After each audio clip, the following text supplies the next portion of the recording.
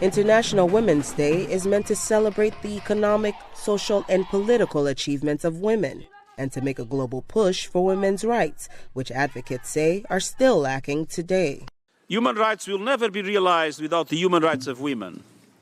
Yet, in this year in which we mark the 25th anniversary of the Beijing Platform of Action, we see a pushback against women's rights, alarming levels of femicide, attacks on women human rights defenders. In 1995, 189 countries adopted the Beijing Declaration, which set a global agenda for the security and economic advancement of women. Decades later, though, the United Nations reports there are still alarming rates of violence, harassment, and discrimination against women.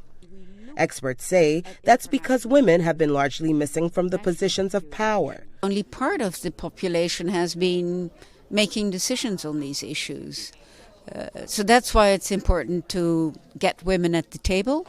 And, as I said before, it's not rocket science. We have to invite them and we have to give them votes. A report by UN Women, Plan International, and UNICEF shows there have been some gains for women and girls, mainly in the areas of education, but it's not enough. We're looking at health, we're looking at education, we're looking at risk of violence, we're looking at menstrual hygiene. There's so many dimensions, and I think when you look at that as a composite, there is no country around the world that has achieved equity in all those dimensions. The report highlights sub-Saharan Africa as of most concern. We look at the rates of child marriage, which have actually improved a bit from 1 in 4 to 1 in 5.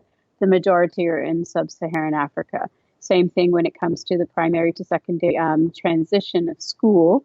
You still have the lowest numbers in sub-Saharan Africa of girls staying in school. It will take good governance to address the issue, says retired Ambassador Philip Carter. You can't ignore 50% of your population expect to grow in terms of economically, socially, peacefully. Women's rights defenders gearing up for March 8th are calling for gender equality and a final end to violence against women and girls around the world. Jesus Semeoni, VOA News, Washington.